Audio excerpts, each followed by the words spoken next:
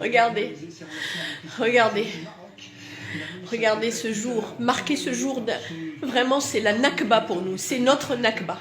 Voilà, la normalisation entre le Maroc et l'entité sioniste.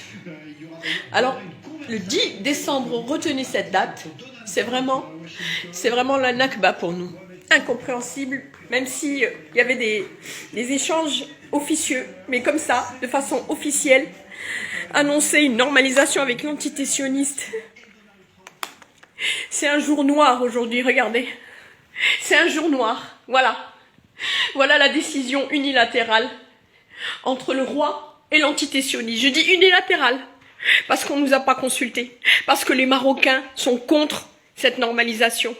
Parce que évidemment, quand on impose quelque chose de façon aussi dictatoriale, évidemment, que cet accord est passé sans, mais pas en notre nom, en tout cas pas en mon nom. Je tiens à le préciser. Cette vidéo, je la fais comme je la sens. À l'annonce de cette normalisation, j'ai eu honte d'être marocaine. J'ai eu honte et j'aurais honte maintenant de dire je vis au Maroc et je suis marocaine. J'ai honte parce que c'est un poignard en plus qu'on plante dans le dos des Palestiniens. J'ai honte parce que c'est le président de Lejnat al-Quds qui a décidé de normaliser. J'ai honte parce qu'on fait fi de 100 ans de guerre, de génocide contre le peuple palestinien et qu'on n'a aucune possibilité de démontrer qu'on est contre cette normalisation. Voilà, donc je partage cette vidéo comme vraiment je le sens. J'ai eu très mal, j'ai eu honte, je me sens humiliée. Je voudrais ici dire à ces sionistes qui nous regardent, ou en tout cas qui me regardent, c'est pas en notre nom. Cette politique est une politique issue d'une dictature. Aucune consultation. Même le gouvernement qui se dit pro-palestinien et qui nous soutient des fois dans des actions, même eux n'ont pas eu le choix. Donc sachez bien, sionistes, sachez bien tous les dirigeants, c'est pas en notre nom. D'accord, vous allez nous l'imposer comme vous imposez toujours tout, mais c'est pas en mon nom en tout cas. En tout cas, c'est pas en mon nom. Toute ma vie, j'ai lutté contre cette normalisation.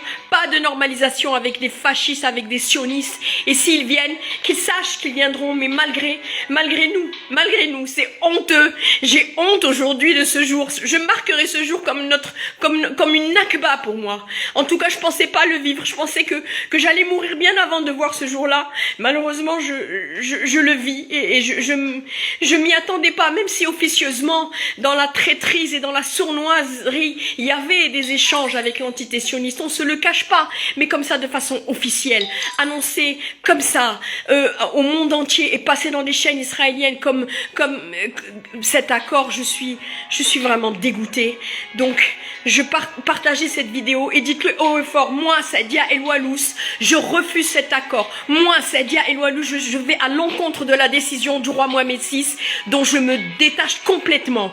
C'est inadmissible et qu'advienne ce qui adviendra, je refuse cette normalisation. C'est une honte pour nous Marocains. Vraiment une honte. Vous n'avez pas le droit de nous faire subir ça. Jamais, jamais l'entité sioniste ne sera l'ami du Maroc ou l'ami des Palestiniens ou l'ami de qui que ce soit sur cette planète. C'est un mal absolu. Et il n'y a pas de normalisation avec le mal absolu. Donc moi je voulais le dire clairement, je me désolidarise complètement avec cette normalisation qui est une honte éternelle et ce 10 décembre 2020, je m'en souviendrai toute ma vie et vous devriez aussi vous en souvenir. C'est